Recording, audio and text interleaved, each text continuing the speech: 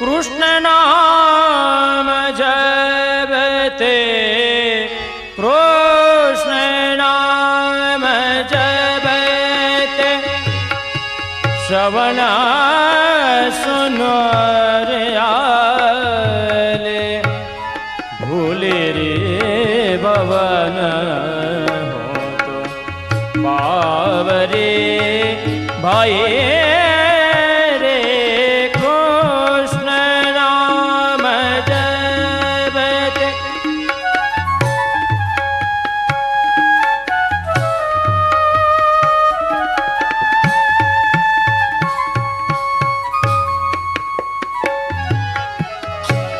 भर भर आवे न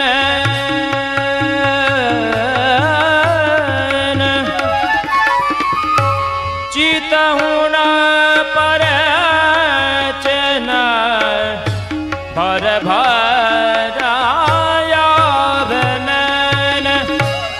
चितहु न पर चन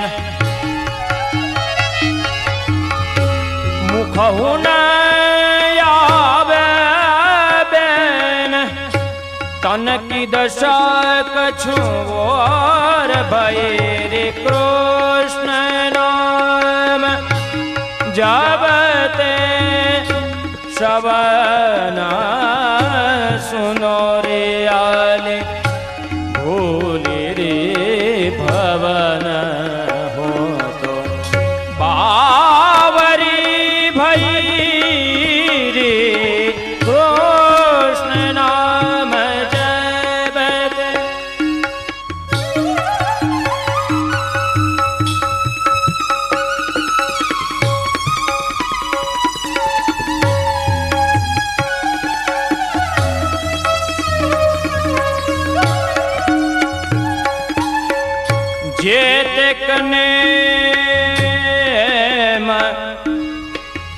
जेते कनेम धर्म किनेरी में बहुविध अंग अंग भई हूँ तो श्रवणमय रे जेते कनेम धर्म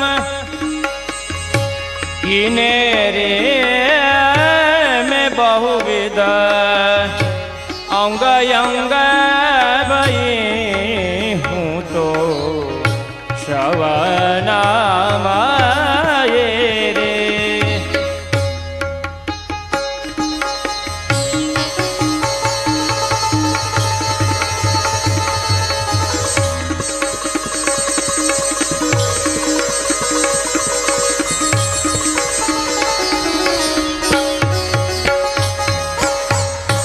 नंददास जाके श्रवण सुने यह गति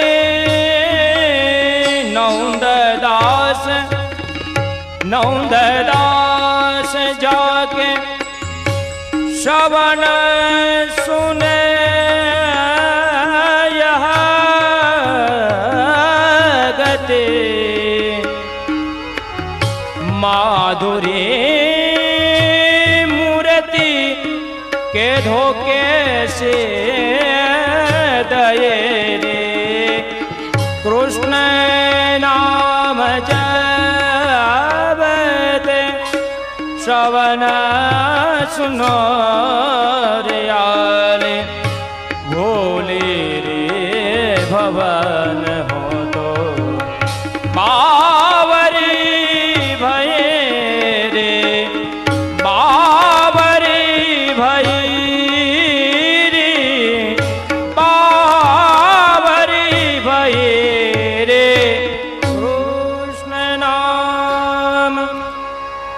ગોપીજનો કહે છે કે હજી પ્રભુનું નામ શ્રવણ કરતા જ આ ગતિ થઈ તો દર્શન કરતા કોણ જાણે અમારું શું થશે.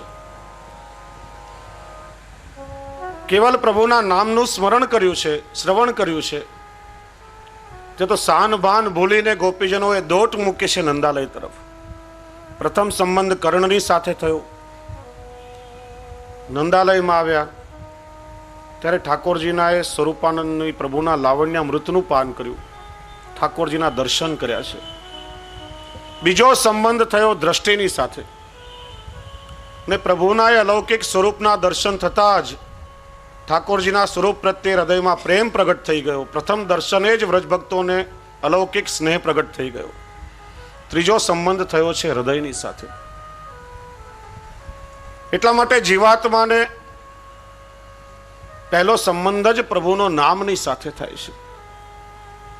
રૂપ નામ વિભેદેના જગત ક્રીડતી યો યત. ભગવાન બે પ્રકારે આ જગતમાં ક્રીડા કરે છે. એક ભગવાનનું પ્રગટ સ્વરૂપ જેના માટે દર્શન કરી શકીએ, જેમની સેવાદી કરી શકીએ, અને બીજું ભગવાનનું નામાત્મક સ્વરૂપ કર્ણ દ્વારા શ્રવણ કરીને જેનો અનુભવ કરી શકાય. ભગવાન કોને કહેવાય? ઐશ્વર્ય, વીર્ય, યશ, શ્રી, જ્ઞાન અને વૈરાગ્ય, 6 ધર્મો, 6 ભગ જેનામાં હોય ભગવાન. આ 6 ધર્મો જેમ ભગવાનના સ્વરૂપમાં બિરાજે છે, એમાં 6 ધર્મો ભગવાનના નામમાં પણ બિરાજે છે. એટલા માટે શ્રી મહાપ્રભુજી સમજાવે છે કે નામ સેવા એ સ્વરૂપ સેવાનો પ્રવેશ દ્વાર છે. નામ સ્મરણ કરતા કરતા પ્રભુની લીલાઓનું અવગાહન કરી અને એનો અનુભવ પણ કરી શકાય છે. જેમ પતંગના દિવસો હોય, પતંગ દોર ઊંચે આકાશમાં ઉડી રહી હોય, એક દોરી સાથે બંધાયેલી હોય, પણ એ દોરીના વડે જે દિશામાં ચાહે ત્યાં પેલું બાળક પતંગને વાળી શકે છે. કોઈ પતંગ કપાઈને જતી હોય અને કોઈ બાળકના હાથમાં આવશે શું? દોરી. પણ બોલશે શું? પકડ્યો છે, પકડ્યો છે. એનો અર્થ કે દોરી મારા હાથમાં છે તો પતંગ પણ મારા હાથમાં જ હશે. એમ ભગવાનનું સ્વરૂપ એ પતંગ છે ને નામ એ દોરી છે. જો નામ રૂપી દોરી તમારા હાથમાં રાખશો તો પ્રભુના સ્વરૂપને પ્રાપ્ત કરવામાં પણ વિલંબ નહીં થાય. એટલા માટે સતત પ્રભુના નામનું સ્મરણ કરો, એ નામ દ્વારા પ્રભુનો અનુભવ કરો. કારણ કે આ સુંદર જીભ ઠાકોરજી આપણને આપી છે, અને જીભનો ધર્મ જ ભગવત ગુણગાન બની જવું જોઈએ. એટલા માટે જેમ ઠાકોરજીનું સ્વરૂપ મધુર છે, પ્રભુની લીલાઓમાં અનંત કોટી માધુર્ય રહેલું છે, એમ પ્રભુના પ્રત્યેક નામમાં પણ અલૌકિક માધુર્ય રહેલું છે.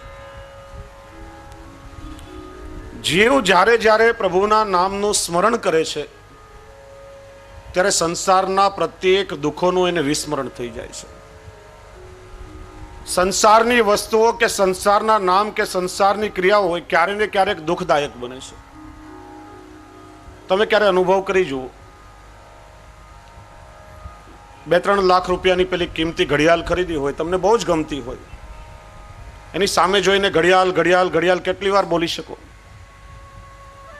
સારામાં સારી ગમતી કાર તમે ખરીદી હોય પણ એ પાસે 5 મિનિટ ઉભા રહીને પણ આમ કાર કાર કાર કેટલી વાર આપણે બોલી શકીએ? કંટાળો આવી જાય.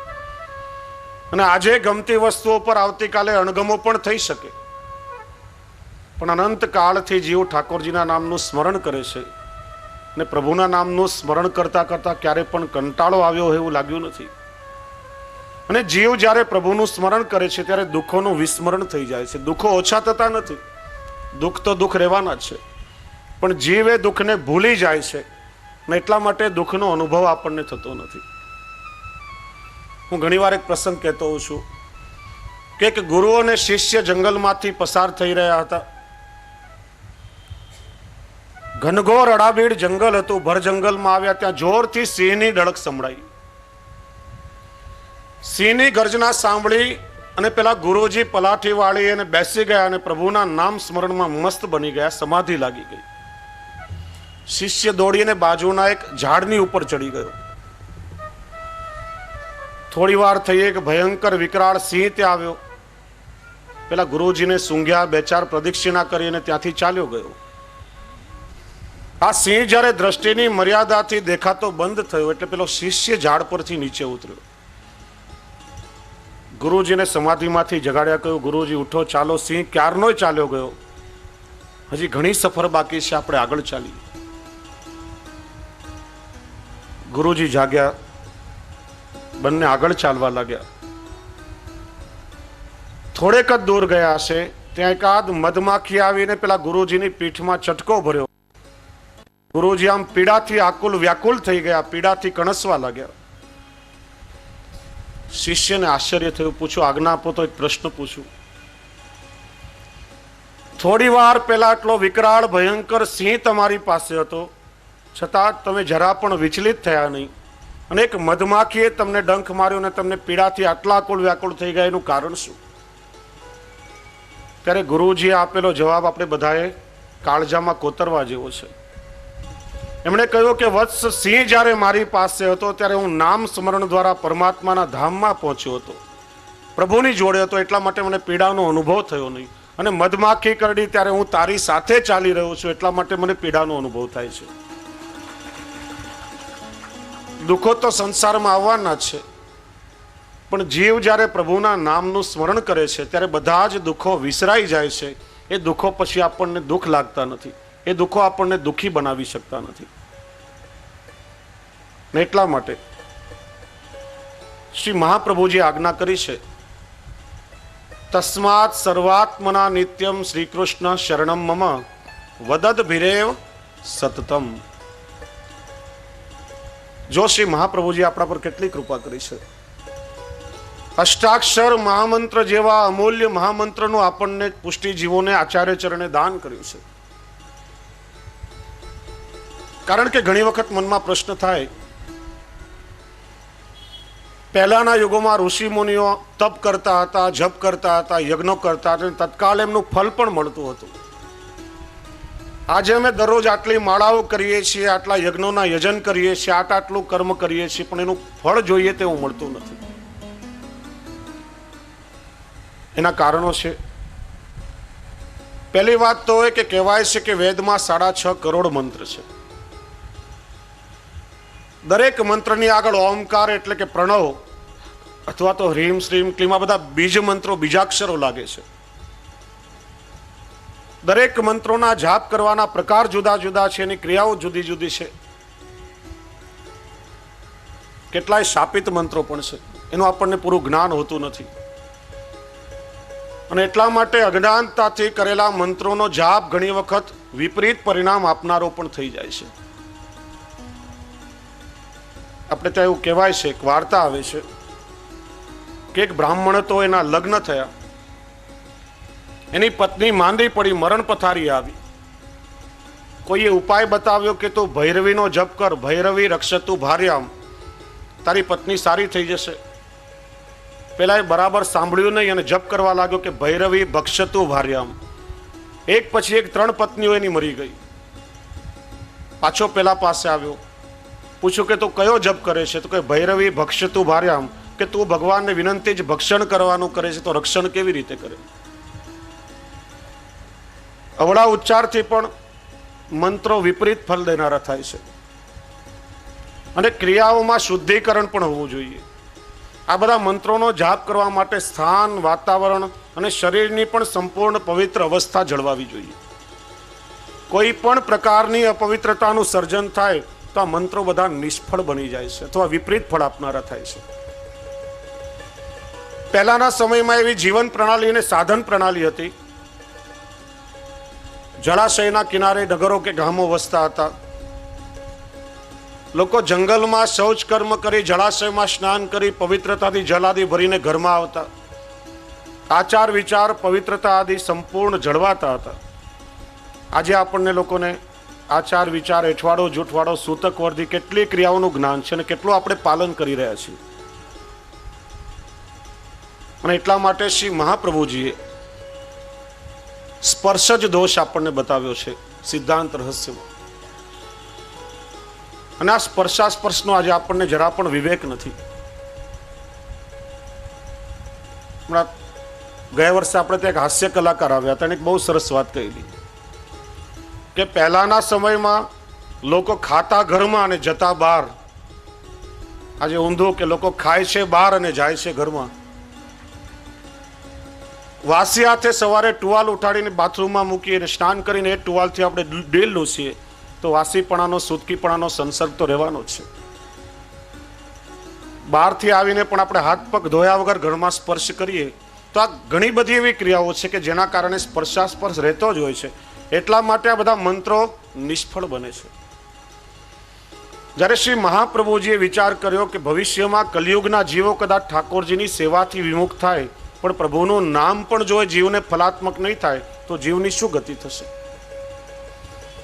એટલા માટે શ્રી આચાર્ય ચરણે કોઈ પણ પ્રકારના પ્રણવ કે બીજાક્ષર વગર વિશુદ્ધ શ્રી કૃષ્ણ શરણમ મમ અષ્ટાક્ષર મહામંત્રનું જીવાત્માને દાન કર્યું છે. અને સર્વ સિદ્ધિને આપનારો એવો અલૌકિક મહામંત્ર છે. એક એક અક્ષરમાં એક એક અલૌકિક સામર્થ્ય રહેલું છે. શ્રી શબ્દનું ઉચ્ચારણ જ્યારે કરીએ ત્યારે સૌભાગ્યની પ્રાપ્તિ થાય છે, જીવ ધનવાન થાય છે અને રાજાને પણ અત્યંત પ્રિય થાય છે. કૃ શબ્દના ઉચ્ચારણથી જીવાત્માના સમગ્ર પાપનો નાશ થાય છે. સ્ન શબ્દથી આધિદૈવિક, આધિભૌતિક અને આધ્યાત્મિક ત્રિવિધ તાપોનું, ત્રિવિધ દુઃખોનું શમન થાય છે. શ શબ્દના ઉચ્ચારણથી જન્મ મરણનું દુઃખ દૂર થાય છે. ર શબ્દના ઉચ્ચારણથી જીવાત્માને પ્રભુ સંબંધી જ્ઞાન પ્રાપ્ત થાય છે. ણમ કહેવાથી ભગવાન શ્રી કૃષ્ણના સ્વરૂપમાં દ્રઢ ભક્તિ થાય છે. પહેલો મ શબ્દ ઉચ્ચારવાથી કૃષ્ણ રૂપી પરમ રત્ન બતાવનાર આપણા ગુરુના સ્વરૂપમાં પ્રીતિ થાય છે. અને બીજા મ શબ્દના ઉચ્ચારણથી શ્રી હરિની સાથે સાયુજ્ય થાય છે અને જીવનો પુનર્જન્મ થતો નથી. આ અષ્ટાક્ષર મહામંત્ર એમાં અલૌકિક સામર્થ્ય રહેલું છે અને વૈષ્ણવ અવારનવાર આપણે એનું ગાન પણ કરીએ છીએ. સુણ સાહેલી મહામંત્ર છે શ્રી કૃષ્ણ શરણમ મમ, અને બધાએ સાથે મળીને એનું ગાન કરવાનું છે. સુણ સાહેલી મહામંત્ર છે શ્રી કૃષ્ણ શરણમ મમ.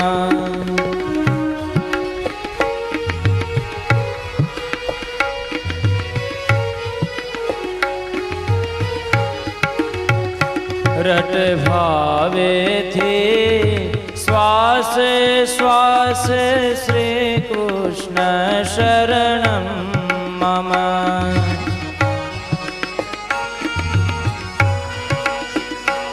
બધા તાળી વગાડીને ગાન કરો સાથે. સુણ સાહેલી મહામંત્ર છે શ્રી કૃષ્ણ શરણમ મમ.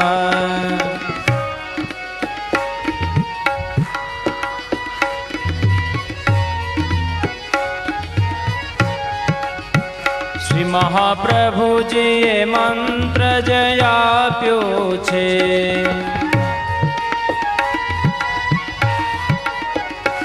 એ શરણ સિદ્ધ કરનારો છે.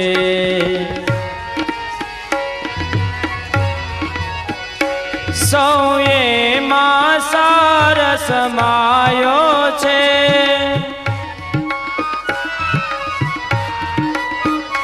સુણ સાહેલી મહામંત્ર છે શ્રી કૃષ્ણ શરણમ મમ.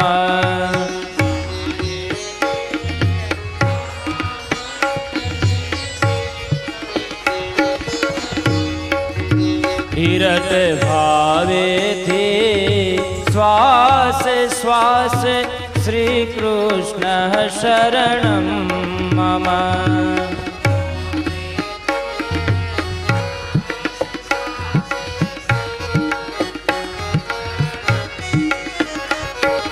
શ્રી સૌભાગ્ય પાવે છે.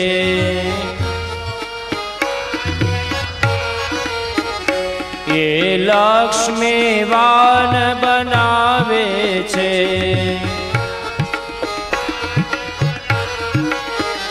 વળી નૃપ સુપ્રિય બનાવે છે. ત્રિસુણ સાહેલી મહામંત્ર છે શ્રી કૃષ્ણ શરણમ મમ.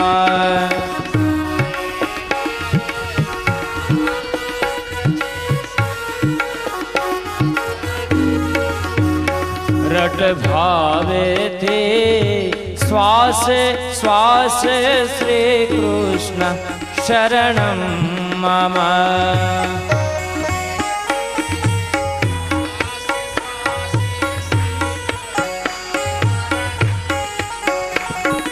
સકલ પાપને શોષે છે,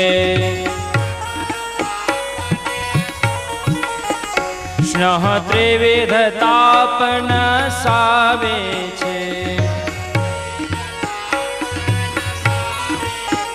સ્નેહ ત્રિવિધ તાપ સમાવે છે.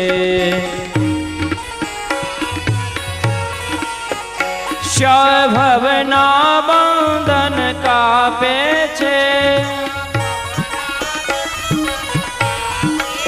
હરિસુણ સાહેલી મહામંત્ર છે શ્રી કૃષ્ણ શરણમ મમ.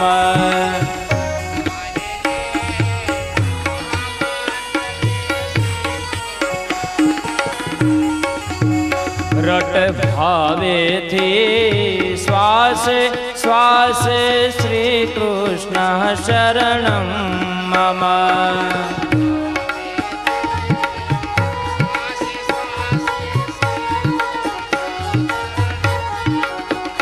રથી થાય જગત જીવ બ્રહ્મ તણો, વળી થાય જ્ઞાન હરિ સંબંધનું. ફલ દે છે દ્રઢ ભક્તિ તણો, હરિસુણ સાહેલે મહામંત્ર છે શ્રી કૃષ્ણ શરણમ મમ.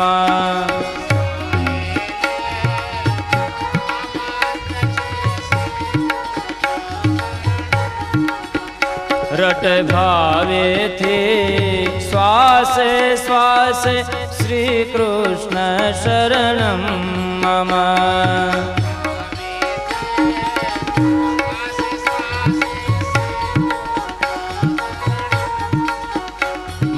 ગુરુમાં વાલ કરાવે છે,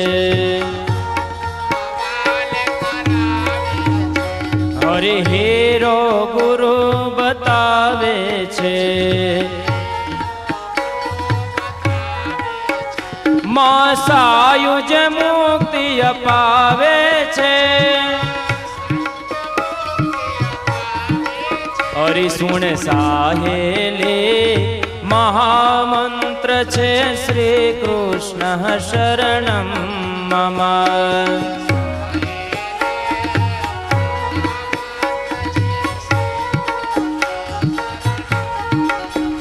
રટ ભાવેથી શ્વાસે શ્વાસે શ્રી કૃષ્ણ શરણમ મમ.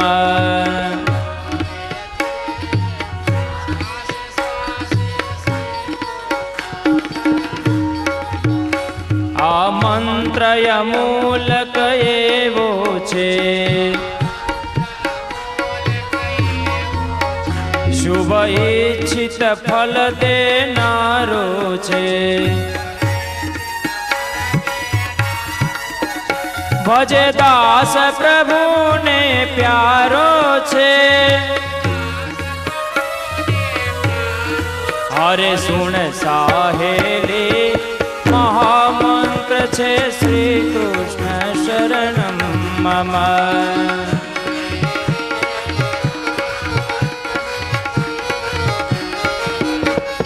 હરે રટ ભાવેથી શ્વાસે શ્વાસે શ્રી કૃષ્ણ શરણમ મમ.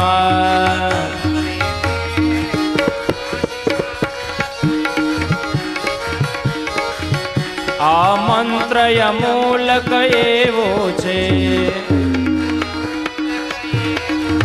શુભ ઈચ્છિત ફલ દેનારો છે. ભજે દાસ પ્રભુને પ્યારો છે, અરે સુણ સાહેલી મહામંત્ર છે શ્રી કૃષ્ણ શરણમ મમ.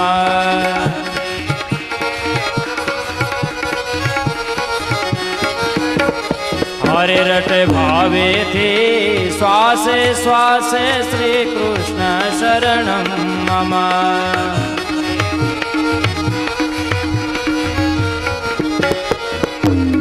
હરે સુણ સાહેલી મહામંત્ર છે શ્રી કૃષ્ણ શરણમ મમ.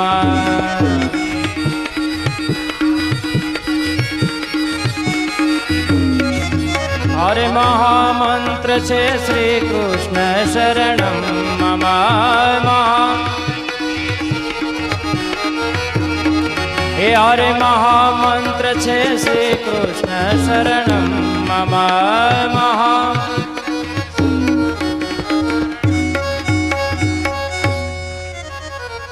શ્રી કૃષ્ણ શરણમ મમ. દરેક મંત્રોના સારરૂપ શ્રી મહાપ્રભુજીએ કૃપા કરી અને આ મહામંત્રોનું આપણને દાન કર્યું છે. દયારામભાઈ એક ચંદ્રાવળામાં ખૂબ સુંદર નિરૂપણ કરે છે. દયારામભાઈના ચંદ્રાવળાનું જો ભક્તિ પોષણ આપણે જોઈએ તો લગભગ શિક્ષાપત્રોનો જ સાર એની અંદર સમાયેલો છે. અનેક ચંદ્રાવળા શિક્ષાપત્રમાં શ્રી હરિરાયજીની આજ્ઞાઓની સાથે ચરિતાર્થ થાય છે. અને ખૂબ એમણે સુંદર સમજાવ્યું કે કલી રૂપ આશૌચમાં કોઈ કર્મનો નહીં અધિકાર, અડે ન સૂતક નામને નિર્ભય નિત્ય કરીએ ઉચ્ચાર. ઉચ્ચાર માત્રે અભયપદ આપે, સકલ પાપ સંતાપને કાપે. વેદ શાસ્ત્ર સૌ પુરાણ પુકારે, તો તું હરિહરિ શું ના ઉચ્ચારે. દયારામભાઈ આપણને સમજાવે છે કે આ કલિયુગ છે એ આશૌચ રૂપ છે, સૂતક રૂપ છે. અને આ યુગમાં કોઈ પણ કર્મકાંડનો અધિકાર જીવને રહ્યો નથી. વેદો અને શાસ્ત્રોમાં રીતની જે પવિત્રપણાની વિધિઓ લખેલી છે એ આ બધી આ યુગમાં પાળવી મુશ્કેલ છે. એટલા માટે યજ્ઞાદિક કર્મ પણ પવિત્રતા વિદ્વાનો અને એવા યજમાનો ન મળવાના કારણે લોપ થતા જાય છે. હરિના નામને કોઈ પણ અપવિત્રતા સ્પર્શ કરી શકતી નથી અને તેથી જીવો નિર્ભય થઈને પ્રભુનું નામ લઈ શકે છે. સર્વતાપ સમનૈક ભેષજમ કૃષ્ણ નામ જપતો કુતો ભયમ. પશ્યાન મન માત્ર સંગમાત પાવકો પિસ લીલાય તે ધુન. જેવી રીતે રોગોને નાશ કરવા માટે ઔષધિની જરૂર છે, એવી રીતે સર્વ તાપો અને પાપોને ટાળવા માટે શ્રી કૃષ્ણ પરમાત્માના સંકીર્તનની જરૂર છે.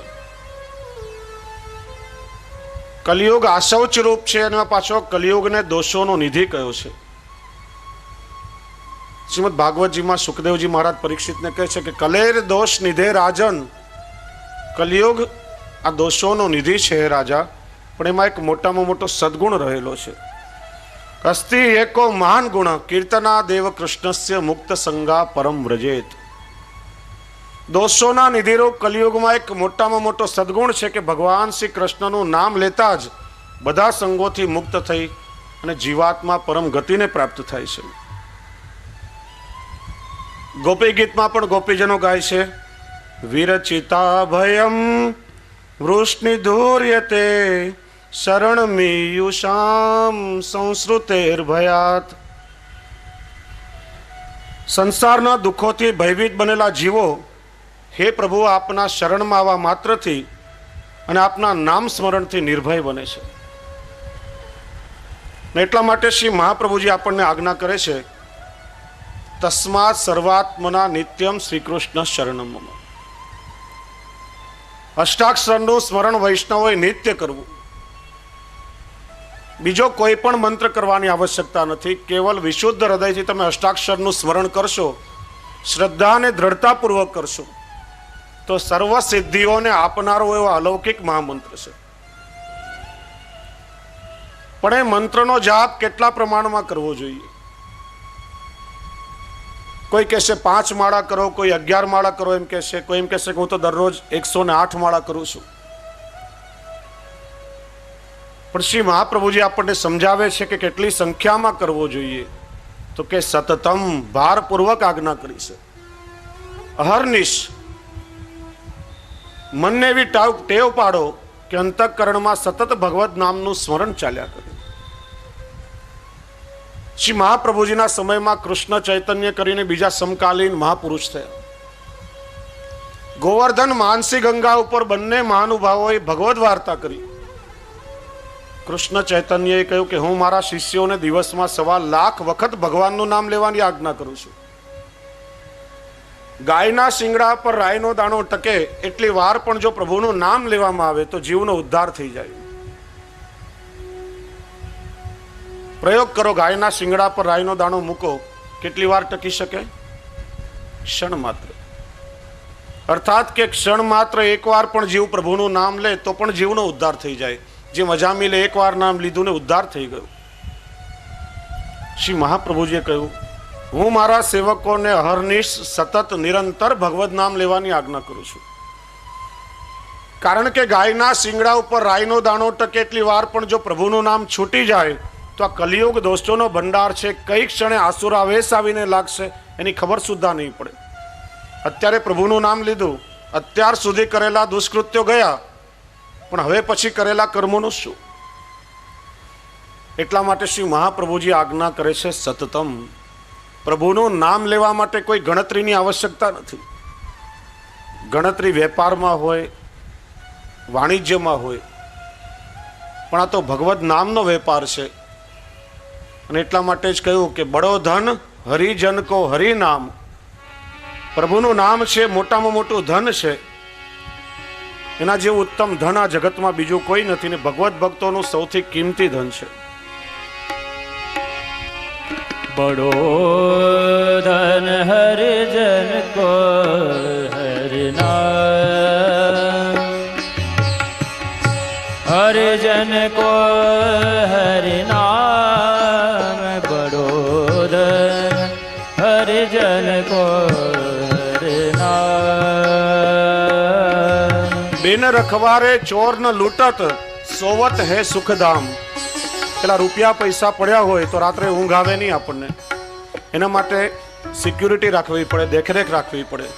પણ બિન રખવારે ચોર ન લૂંટત, સોવત હે સુખધામ. એના માટે કોઈ રક્ષક રાખવાની પણ આવશ્યકતા નથી. અને માણસ પ્રભુનું નામ લેતા લેતા નિરાતે આનંદથી સૂઈ શકે છે. બિન રખવારે ચોર નહીં ચોર, બિન રખવારે ચોર નહીં ચોર, સોવત હે સુખદામ, સોવત હે સુખદામ. હરિજન કો હરિ નામ, બડો ધન હરિજન કો હરિ નામ. દિન દિન બઢોત સવાયો દૂનો, ઘટત નહીં કછું દામ. કરોડો રૂપિયા હોય પણ એ વાપરતા વાપરતા એક દિવસ ખલાસ પણ થઈ જાય. આ તો કહે છે કે દિન દિન જેમ જેમ વાપરીએ બઢત સવાયો દૂનો. જેટલું પ્રભુનું નામ લેશું બમણું ચોગણું એમાં વૃદ્ધિ જ થતી જશે. ક્યારે પણ એમાં કોઈ પણ પ્રકારની કમી કે ઉણપ આવવાની નથી. દિન દિન બઢત બઢત, દિન દિન બઢત સવાયો દૂનો. या में घटत नहीं कछु या में घटत नहीं कछु दाम. दिन दिन बढ़त, दिन दिन बढ़त.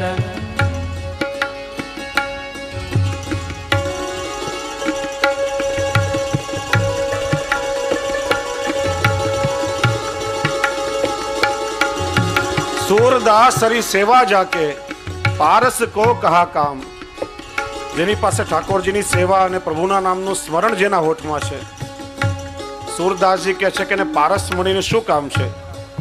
કારણ કે પારસે આપેલું સોનું એ ધન તો ખર્ચાઈ જશે, પણ આ તો પ્રભુના ભક્તો પાસે રહેલું અલૌકિક ધન છે, અલૌકિક મૂડી છે. सूरदास सूरदास सूरदास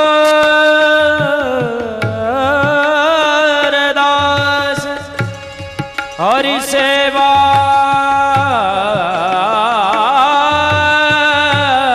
जाके पारस को कहा काम, पारस को कह काम, बड़ो धन हरिजन को हरि नाम, बड़ो धन हरिजन को हरिजन को हरिजन को हरि नाम. જેટલું વિશેષ લઈ શકાય એ પ્રમાણમાં ઠાકોરજીના નામનું નિરંતર સ્મરણ કરો. એટલા માટે આચાર્ય ચરણ આજ્ઞા કરે છે સતતમ. ક્યારેક બેસીને વિચારો કે આપણે માળા કરીએ છીએ, બોલીએ છીએ શું શું બોલો છો તમે? માળા ફેરવીએ છીએ, કરીએ છીએ ને માળા ફેરવીએ છીએ. અને પણ કેવી રીતે? શ્રી કૃષ્ણ ફ્રન્ટિયર મેલની જેમ સ્પીડમાં ગાડી દોડે. એકવાર નામ લેવાયું ન લેવાયું 4-5 પારા પટપટ ફરી જતા હોય, અને વળી પાછો ચિત્ત બીજે ક્યાંય ભટકતું હોય. માળા ફેરવતા ફેરવતા આપણે ક્યારે ફરી જઈશું એની ખબર સુદ્ધા નહીં પડે. માળાનો એક એક મણકો ફરતા ફરતા હૃદય કમળની એક એક પાખડીઓ ખુલવી જોઈએ. ધ્યાનથી સાંભળશો તો પ્રત્યેક મણકામાં તમને શબ્દ સંભળાશે. माला कहती है तुझको, तू क्या फेरेगा मुझको. माला कहती है तुझको, तू क्या फेरेगा मुझको. फेर ले इस जग से मुंह तेरा तो मैं पार उतारूं तुझको. એક એક નામનું જેમ સ્મરણ થાય એમ ચિત્તને સ્થિરની એકાગ્રતા થવી જોઈએ. ચિત્ત પ્રભુમય બની જવું જોઈએ. પર ત્યાં કાઠિયાવાડમાં એક ગામ, એમાં ગોરધનદા કરીને એક બાપા દરરોજ સવારે વહેલા ઉઠે, તળાવના કિનારે જાય, ઝાડ પર પેલી નિસરણી લગાડે, ને તો પેલો કબૂતરનો માળો હોય ને ઉપાડીને ત્યાંથી ખસેડે, બીજા ઝાડ પર નિસરણી લગાડીને ચડે, ત્યાં કબૂતરનો માળો મૂકીને કાગડાનો માળો ત્યાંથી ઉપાડે, ત્રીજા ઝાડ પર હોલાના માળેની જગ્યાએ મૂકે. આ કરતા કરતા એક ભાઈ એક દિવસ એને જોઈ ગયા. પૂછ્યું, ગોરધનદા આ શું કરો છો? કે થોડા દિવસ પહેલા આપણા ગામમાં કથા નહોતી? તો કે હતી ને. અરે બાપુ બોલ્યા કે દરરોજ માળા ફેરવજો. આ માળા ફેરવું છું. માળા કરતા કરતા, અને એમાં પણ કોઈ સંખ્યાની આવશ્યકતા નથી. સતતમ, હાથ કોઈ પણ ક્રિયા કરે, પગ ક્યાંય પણ ચાલતા હોય, મનની અંદર બીજા એક માળાના મણકા સતત ફરતા રહેવા જોઈએ, જેને નામ સ્મરણ કહેવામાં આવે છે. 5 પ્રકારે પ્રભુનું નામ લઈ શકાય. મંત્રાત્મક નામોનો જાપ માળાના અવલંબનથી આપણે કરીએ છીએ. માળા એ આધાર છે, અવલંબન છે આપણી ક્રિયાનું જ્ઞાન રહે એટલા માટે. ચોક્કસ 5, 11, 21 શક્ય હોય એટલી માળાનો નિયમ તમે રાખો. નિયમથી જીવનમાં નિયમિતતા આવે છે. આપણે અધિક મહિનામાં, શ્રાવણ મહિનામાં નિયમો શા માટે લઈએ છીએ? કારણ કે નિયમ લેશું તો ચિત્તને સ્મરણ રહેશે કે આ લીધેલો નિયમ છે, અને એનાથી જીવનમાં નિયમિતતા આવશે. પણ એ પછી અટકી જવાનું નથી. માળાની એ સંખ્યાઓ પૂરી થાય પછી નામ સ્મરણની પ્રક્રિયા શરૂ થઈ જાય. ત્રીજો પ્રકાર છે નામ સંકીર્તન સાથે મળીને સમૂહમાં બધાનું ગાન કરી શકે. ચોથું ભગવદ લીલા ગુણગાન કીર્તનની પદ્ધતિ, અને 5મું છે ભગવદ નામની કથા, સત્સંગ શ્રવણ દ્વારા પણ પ્રભુની નામ સેવા થઈ શકે. અને એટલા માટે શ્રી આચાર્ય ચરણ આજ્ઞા કરે છે સતતમ, અહર્નિશ પ્રભુના નામનું સ્મરણ રાખો. બોલીએ શ્રી વલ્લભાધીશ શ્રી વલ્લભ વિઠ્ઠલ ગિરધારે યમુના જોકે બલિહારે.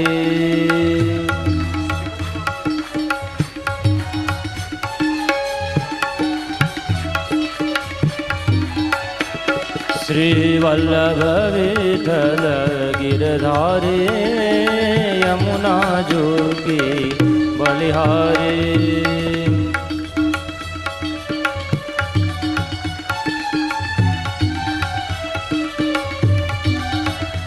શ્રી વલ્લભ વિઠ્ઠલ ગિરધારે યમુના જોગી બલિહારે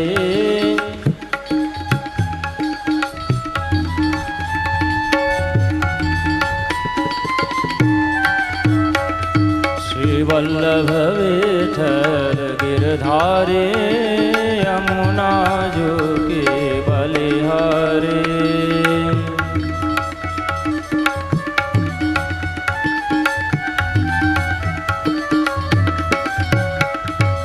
જય યમુના શ્રી ગોવર્ધનનાથ મહાપ્રભુ શ્રી વિઠ્ઠલનાથ જય યમુના શ્રી ગોવર્ધનનાથ તાળીઓ ગોળમાં આળસ આવે બધાને શ્રી વિઠ્ઠલનાથ બોલો વલ્લભ વિઠ્ઠલ ગિરધારે યમુના જોગે બલિહારે બોલો વલ્લભ જો આ તાળીઓ વગાડીએ એમાં પણ વિજ્ઞાન રહેલું છે અને બહુ સિદ્ધ વાત છે મેં કહ્યું ને કે આપણે ત્યાં કોઈ પણ ક્રિયાઓ વ્યર્થ નથી બતાવી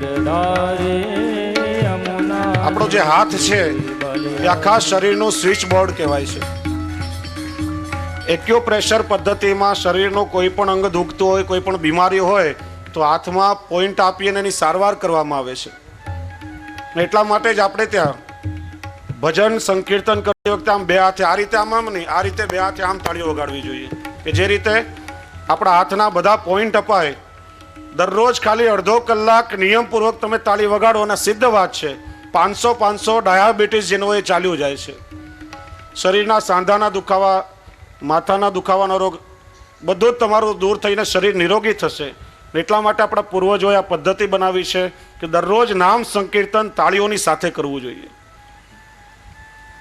એટલા માટે એની પાછળ પણ ખૂબ સુંદર કારણ છે પૂજ્ય ચરણીયા પધાર્યા છે આપણા સૌના પર કૃપા વિચારીને બિરાજે આપણે સૌ હૃદયથી આપનું અભિવાદન કરીએ આપને વંદન કરીએ ચર્ચા આપણે કરી રહ્યા હતા મનોરથી પરિવાર પૂજ્યશ્રીને માલ્યાર્પણ કરશે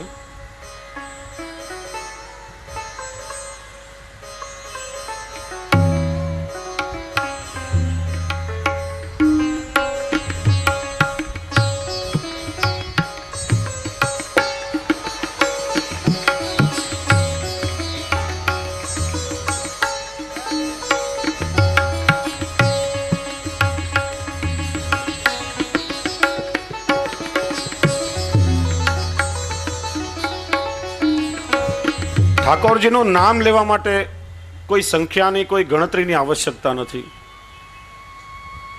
માળાની ક્રિયા પૂરી થાય છતાં પણ સતત ભગવત નામનું સ્મરણ કરો એક સૌરાષ્ટ્રનું ગામડું ગામ એ ગામમાં એક સંત રહે દરરોજ 108 માળા કરવાનો નિયમ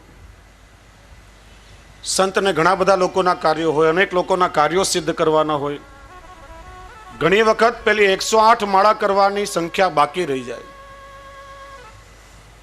આ સંતનો નિયમ કે દરરોજ ગામને પાદરે બેસીને એમના પ્રવચનો થાય આખું ગામ પાદરે બેસીને સાંભળે અને એ વખતે સંતના હાથમાં એક બેરખું 27 મણકાની માળા એને બેરખું કહેવાય એ હાથમાં ફર્યા કરે નામ સ્મરણ પણ ચાલે અને એમના પ્રવચનો પણ થાય એ રીતે 108ની સંખ્યા પૂરી કરે એકવાર સંતના પ્રવચનો થતા હતા એમણે જોયું કે આગળ એક દરિદ્ર જેવી કોઈ ગરીબ બાઈ બેઠી હતી બહારથી કોઈ માણસ આવ્યો પેલી બાઈના કાનમાં કંઈ કહ્યું એની પાસે એક મેલી એવી જોડી થેલી પડી હતી એમાંથી રૂપિયાનું બંડલ કાઢી પેલા માણસને આપ્યું અને લઈને પેલો માણસ ચાલ્યો ગયો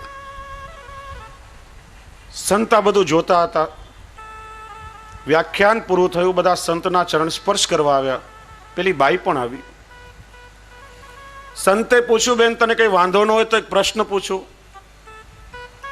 કઈ પૂછો ને બાપજી મને શું વાંધો બેન મારું પ્રવચન જ્યારે ચાલતું હતું કોઈ માણસ બહારથી આવ્યો તારા કાનમાં કંઈ કહ્યું તે રૂપિયાનું બંડલ એને આપ્યું ને લઈને ગયો બધું શું હતું કહ્યું બાપજી અરે એ તો મારો ધણી હતો, મારા કાનમાં આવીને કહ્યું 300-400 રૂપિયા જોઈએ છે, એટલે રૂપિયા મેં એમને આપ્યા. સંતે કહ્યું બેન પણ તે રૂપિયા ગણ્યા વગર એમને મેં આપી દીધા. એટલે બાઈ કે મહારાજ મારા ધણીને જોઈતા હતા અને ધણીને દેવા માટે મારે ગણવાની શું જરૂર. અને એ વખતે સંતે પોતાના હાથમાંથી માળા છોડી દીધી કે ગરીબ બાઈ જો પોતાના ધણીને દેવા માટે રૂપિયા ન ગણતી હોય તો એ ધણીનું નામ લેવા માટે મારે ગણતરીની શું જરૂર. પ્રભુનું નામ લેવા માટે કોઈ સંખ્યા ગણવાની આવશ્યકતા નથી. એટલા માટે શ્રી મહાપ્રભુજી ભારપૂર્વક આજ્ઞા કરે છે, સતતમ ચિત્તને એવી ટેવ પાડો કે અહર્નિશ અંતઃકરણમાં અષ્ટાક્ષરનું સ્મરણ ચાલ્યા કરે. બે વસ્તુથી બચાશે. એક તો મુખરતા દોષ, જેની પૂર્વમાં આપણે ચર્ચા કરી. મનમાં જો પ્રભુના નામનું સ્મરણ હશે તો વ્યર્થની વાણીનો વ્યય કરવાથી આપણે બચી જશું. પ્રયોગ કરી જુઓ, ઘરમાં બધી જ તકલીફ, ક્લેશ, કજિયા બધું જ દૂર થઈ જશે. બીજો ફાયદો એ થશે કે આપણે ચાલતા ફરતા હોઈએ, જાણે જાણે કીડી મકોડા જેવા સૂક્ષ્મ જીવ જંતુઓ પગની નીચે આવે, આપણને એનું જ્ઞાન પણ હોતું નથી. એ વખતે જો મનમાં પ્રભુના નામનું સ્મરણ હોય તો જીવ હાનિના અપરાધથી આપણે બચી જઈએ અને ભગવદ નામના પ્રભાવથી એ જીવનો પણ ઉદ્ધાર થઈ જાય. એટલા માટે સતત પ્રભુના નામનું સ્મરણ કરો. એટલે જ દયારામભાઈ એક બીજા ચંદ્રાવળામાં ખૂબ સુંદર કહે છે કે નામે અજામિલ ઉદ્ધાર્યો, નામે તાર્યા શિવે બહુ પાપી, અવળે નામે વાલ્મીકી તાર્યો, અર્ધે ગુણિકા ગતિ આપી. આપી ગતિ ઇત્યાદિક બહુને, જેણે જેણે આશ્રય કર્યો તે સૌને, બે અક્ષરમાં બધોય સાર, જેણે લયો તે પામ્યા પાર, સેવો શ્રી કૃષ્ણ કૃપાળ. દયારામભાઈ સમજાવે છે કે જન્મથી પાપ કરવા વાળો જીવ, જેને ક્યારે પણ જિંદગીમાં સુકૃત કર્યું જ નથી, આખું જીવનભર પાપનું આચરણ કર્યું, પણ અંતિમ સમયમાં પુત્રને બોલાવવા માટે કેવલ નારાયણ નામનું સંબોધન કર્યું. એકવાર લીધેલા પ્રભુના નામના કારણે યમના દૂતો ભાગી ગયા અને દેવના દૂત લાવીને સ્વર્ગમાં લઈ ગયા. નામે અજામિલ ઉદ્ધાર્યો, નામે તાર્યા શિવે બહુ પાપી. શિવ શિવ કરતા શિવે ઘણાનો ઉદ્ધાર કરી નાખ્યો. અવળે નામે વાલ્મીક તાર્યો. નારદ મુનિએ રામ નામનો મંત્ર વાલ્મીકીને આપ્યો, પણ પૂરું સાંભળ્યું નહીં ને મરા મરા મરા એવું કરવા લાગ્યા, ઊંધું નામ લેવા લાગ્યા. જો બીજા બધા મંત્રો છે એમાં પરિવર્તન થવાથી વિપરીત ફળ આપે, પણ આ તો પ્રભુનું નામ છે, હરિનું નામ છે. વાલ્મીકી અવળું નામ લીધું, છતાં પણ પ્રભુની એવી કૃપા થઈ કે મહર્ષિ વાલ્મીકી થયા અને રામના રાજ્ય તિલક સુધી આખું રામાયણ એમણે લખી નાખ્યું. પણ જ્યારે સીતાજીનો રામચંદ્રજીએ ત્યાગ કર્યો અને વાલ્મીકીના આશ્રમમાં આવ્યા, ત્યારે એમને જ્ઞાન થયું કે પ્રભુની આ લીલાનું તો મને સમજણ જ હતી નહીં. ન જણાવ્યું જાનકીનાથે કે કાલે શું થવાનું છે. મારી રામાયણ અધૂરી રહી ગઈ. પણ અવળા નામે વાલ્મીકીને ગતિ આપી, અર્ધે ગુણિકા ગતિ આપી. પેલી વેશ્યાએ ખાલી રા શબ્દનો ઉચ્ચાર કર્યો અને એના પ્રાણ નીકળી ગયા, તો પણ પ્રભુએ એને સદગતિ આપી. દયારામભાઈ સમજાવે છે કે ભગવાન શ્રી કૃષ્ણના નામમાં એટલું અપાર સામર્થ્ય રહેલું છે કે આ કલિયુગમાં સર્વશ્રેષ્ઠમાં શ્રેષ્ઠ એ ભગવાન શ્રી કૃષ્ણનું નામ છે. અને એટલા માટે શ્રી આચાર્ય ચરણ આપણને અહીંયા આજ્ઞા કરે છે, મુખરતા દોષથી બચવું હોય તો સતત પ્રભુના નામનું સ્મરણ કરો. નામ કેશવનું કર્ણમાં પડતા સૌ થાય પવિત્ર, શરદ ઋતુના સંગથી જેમ નિર્મળ નીર વિચિત્ર. વર્ષા ઋતુ આવે, નદીનું પાણી બધું ડોળું થઈ જાય, પણ શરદ ઋતુનો પ્રારંભ થતાં જ જેમ ઝરણા વહેવા લાગે ને નદીનું બધું જળ નિર્મળ થઈ જાય, એમ માણસના અંતઃકરણમાં કેટલીય મલિનતાઓ ભરેલી હોય છે. પ્રભુનું નામ લેવાથી રીતે બધી જ મલિનતાઓ, ડોળાશ દૂર થઈ જાય અને માણસનું અંતઃકરણ પવિત્ર બને છે. પણ પ્રભુનું નામ આપણે સૌ લઈએ, પણ એ નામ લેવા માટે પણ એક શરત બતાવી છે કે ભગવદ નામમાં આપણને શ્રદ્ધા હોવી જોઈએ. એનું કારણ સંદિગ્ધો હિ હતો મંત્ર, નામ સ્મરણ આપણે કરીએ અને નામમાં જો શ્રદ્ધા નહીં હોય, પ્રભુ તો કૃપાળુ છે, એની ઈચ્છા હોય તો કોઈ પણ રીતે જીવનો ઉદ્ધાર કરે છે, પણ શ્રદ્ધાપૂર્વક જો પ્રભુનું નામ લેશું તેનું આપણને જોઈએ તેવો અલૌકિક અને પૂર્ણ ફળ મળશે. વૈરાગીનો પ્રસંગ યાદ કરો. શ્રી ગુસાઈજીનો સેવક થયો, વિનંતી કરી, કૃપાનાથ આ બ્રહ્મ સંબંધ લીધા પછી સેવા કરવાની આજ્ઞા કરો છો. હું તો વૈરાગી છું, ચારે તરફ ભટકું છું, હું પ્રભુને શું સુખ આપી શકું? મારા ઉદ્ધારનો એ કોઈ પ્રકાર મને બતાવો. ત્યારે શ્રી ગુસાઈજી આજ્ઞા કરી કે વૈરાગી, શ્રદ્ધાથી અષ્ટાક્ષર મંત્ર શ્રી કૃષ્ણ શરણમ મમનું સ્મરણ કરજો. વૈરાગી 2-3 દિવસ મુકામ કરતો જાય, એક ગામથી બીજે ગામ ભ્રમણ કરતો જાય. એક ગામમાં આવ્યો, એક વિધવા બાઈનો 20 વર્ષનો એકનો એક પુત્ર સર્પના દંશથી મૃત્યુ થયું હતું. આખું ગામ રુદન કરે, પેલી બાઈ હૈયા ફાટ કલ્પાંત કરે. આ વૈરાગીથી એનું દુઃખ સહન થયું નહીં. સાચો વૈષ્ણવ કોને કહેવાય?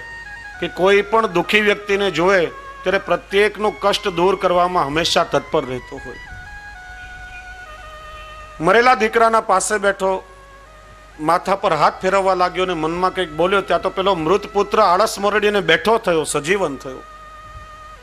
બધાને આશ્ચર્ય થયું. પૂછ્યું કે મહારાજ, કયો મંત્ર બોલ્યા કે જેનાથી આ મૃત દીકરો જીવતો થયો? ગામમાં ઘણા વૈષ્ણવ હતા. વૈરાગી કે મંત્ર તમે બધા જાણો છો, એ મંત્ર બીજો કોઈ નહીં, શ્રી ગુસાઈજીએ મને આપેલો અષ્ટાક્ષર મહામંત્ર શ્રી કૃષ્ણ શરણમ મમ છે. ગામના લોકો કહેવા લાગ્યા કે આની તો દરરોજ અમે કેટલીય માળાઓ કરીએ છીએ.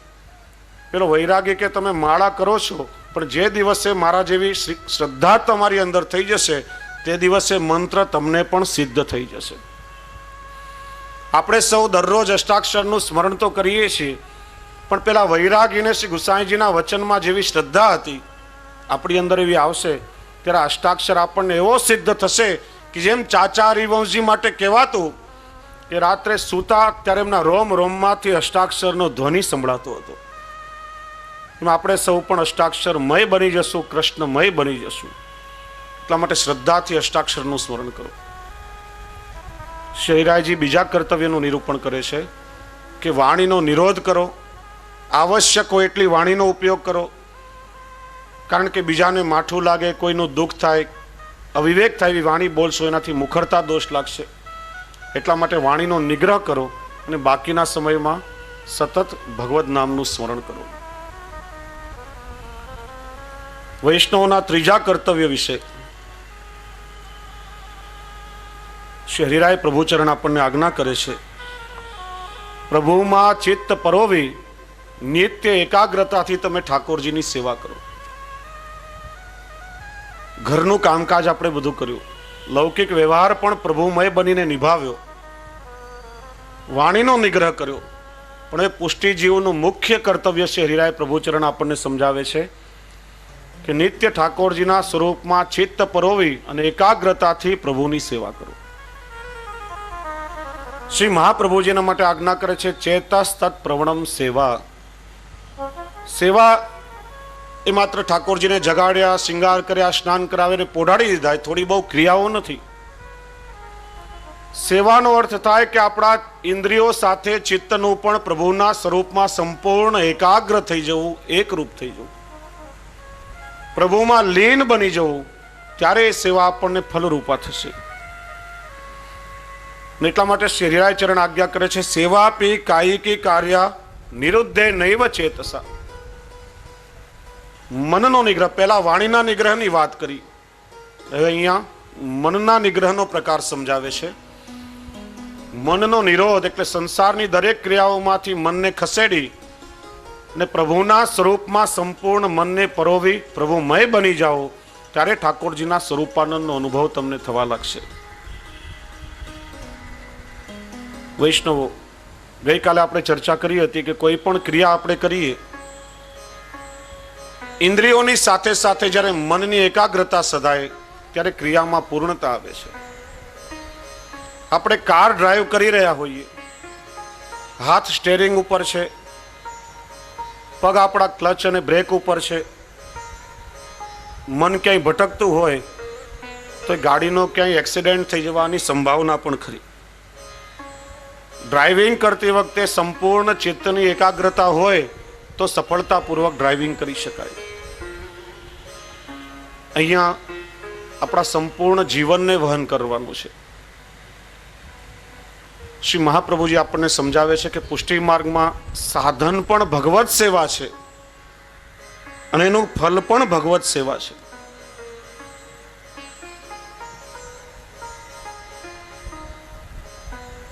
ચાર પગથિયા આપણે ચડીએ છીએ: પ્રેમ, આસક્તિ, વ્યસન અને તન્મયતા.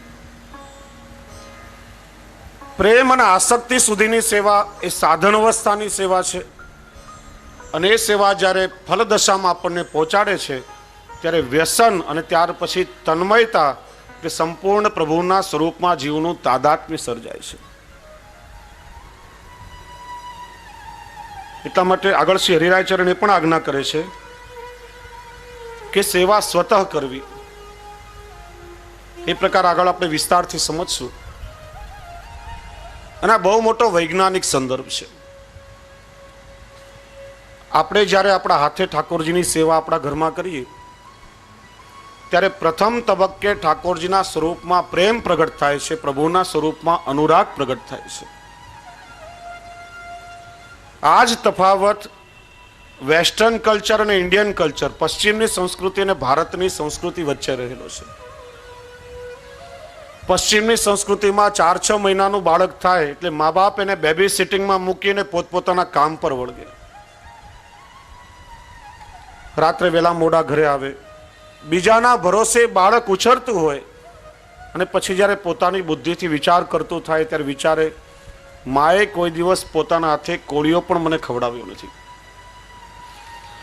માંદો પડ્યો ત્યારે કોઈ દિવસ મારી માએ મારા માટે ઉજાગરા કર્યા નથી, મારી ક્યારે પણ સેવા કરી નથી. ને એટલા માટે ત્યાં બાળકોને પોતાના મા બાપ સાથે ક્યારે પણ અટેચમેન્ટ હોતું નથી, ક્યારે પણ આત્મીયતા બંધાતી નથી. જ્યારે ભારતની સંસ્કૃતિમાં પિતા ભલે ધન ઉપાર્જન માટે કમાવા જાય પણ મા દ્વારા સતત પોતાના બાળકનું લાલન પાલન અને પોષણ થતું હોય છે. બાળકને ભૂખ લાગી હોય તો મા પોતે ભૂખી રહીને પણ કોળિયો બાળકને જમાડે. બાળક માંદો હોય તો રાતભર ઉજાગરા કરી અને સતત પોતાના બાળકની સેવા મા કરતી હોય છે. પોતાના બાળકને હાથે તૈયાર કરે, માથામાં તેલ નાખે, ચોટી કરે. અને દુનિયાનો નિયમ છે કે દુનિયાનો કોઈ પણ કદરૂપામાં કદરૂપું બાળક હોય એની મા માટે દુનિયાનું સૌથી સુંદર બાળક હોય છે. આપણા ઠાકોરજીની આપણા હાથે જ્યારે આપણે સેવા કરીએ ત્યારે વાત્સલ્ય પ્રગટ થાય, અનુરાગ પ્રગટ થાય. પ્રેમ ધીરે ધીરે આસક્તિમાં પરિણમે છે. જ્યાં સુધી પ્રભુના દર્શન નહીં થાય ત્યાં સુધી મનમાં બેચેની રહે. પ્રભુના દર્શન વગર ક્યાંય ગમે નહીં, સતત મનમાં તાલાવેલી લાગેલી રહે. ક્યારે ઝાંખી થશે, ક્યારે પ્રભુની સન્મુખ થઈશ. અને જ્યારે પ્રભુની સન્મુખ થઈએ, ઝાંખી કરીએ ત્યારે આમ હૃદયને ઠંડક પહોંચે, ત્યારે મનને શાંતિ મળે. आसक्ति किसे कहते हैं? जो आसक्ति है मगर जा नहीं सकती उसे आसक्ति कहते हैं. संसाરમાં મન હશે તો સંસાર આસક્તિ ઉત્પન્ન થશે. ઠાકોરજીના સ્વરૂપમાં મનનો નિગ્રહ કરશો તો ધીરે ધીરે આપણું મન ભગવદ આસક્ત બનશે. આ સાધન અવસ્થા છે અને સાધન દશાની જેવા આપણને સેવા ફલ દશામાં પહોંચાડે છે ત્યારે જીવ વ્યસન અવસ્થાને પ્રાપ્ત કરે છે. વ્યસન શબ્દ લૌકિકમાં તમે ઘણી વખત સાંભળ્યો હશે, હમણાં જ એની ચર્ચા કરી. અનેક પ્રકારના વ્યસન જીવાત્માને હોય છે. સંસ્કૃતમાં વ્યસન એટલે દુઃખ. આ વ્યસન માણસને બંધારણમાં બાંધે છે અને માણસને દુઃખી બનાવે છે. કારણ કે કોઈ પણ પ્રકારનું બંધારણ માણસને થાય એના વગર ચાલતું નથી. એ દુઃખનું મોટામાં મોટું કારણ છે. આ લૌકિક વ્યસનની વાત છે. તમે જો કોઈ પણ જગ્યા પર ધર્મસ્થાન હોય, ધાર્મિક ચર્ચાઓ થઈ રહી હોય, સત્સંગ થઈ રહ્યો હોય, ત્યાં વ્યસનની વસ્તુઓ પર પ્રતિબંધ હોય, મોટા બોર્ડ મૂકેલા હોય કે અહીં વ્યસનનો ઉપયોગ કરવો નહીં. પણ કોઈ વ્યસની માણસ આવીને બેઠો હોય, બીડી પીવાની આદત હોય, તમે જો વ્યસનમાં કેટલી મોટી તાકાત છે કે પેલી 3 ઇંચની બીડી 6 ફૂટના માણસને ઊભો કરીને દરવાજાની બહાર ખેંચી જાય. એનું નામ વ્યસન. લૌકિક વ્યસન જો આવું હોય તો અહીંયા ભગવત સેવાના વ્યસન વિશે સમજાવ્યું છે. જીવનું સંપૂર્ણ જીવન પ્રભુમય બની જાય, ક્ષણ માત્ર પણ પછી પોતાના ઠાકોરજી વગરે રહી શકતો નથી. એ પુષ્ટિમાર્ગની ફલદશા છે. ત્યાર પછી સ્વરૂપ સેવાની પણ આવશ્યકતા રહેતી નથી. જેમ આસ્કરણ રાજાની વાર્તામાં આવે છે, વ્યસન અવસ્થાને પ્રાપ્ત થયેલા હતા, ઘોડા ઉપર પ્રવાસ કરી રહ્યા હતા અને માનસીમાં ઠાકોરજીને કઢી ભોગ ધરી. અહીંયા પ્રત્યક્ષ કપડા કઢીવાળા થઈ ગયા. વ્યસન એટલે માનસી અવસ્થા, અને જીવ એ વ્યસન અવસ્થા પર પહોંચે ત્યારે જીવ તો ઠાકોરજી વગર રહી શકતો નથી, પણ ઠાકોરજી પછી પોતાના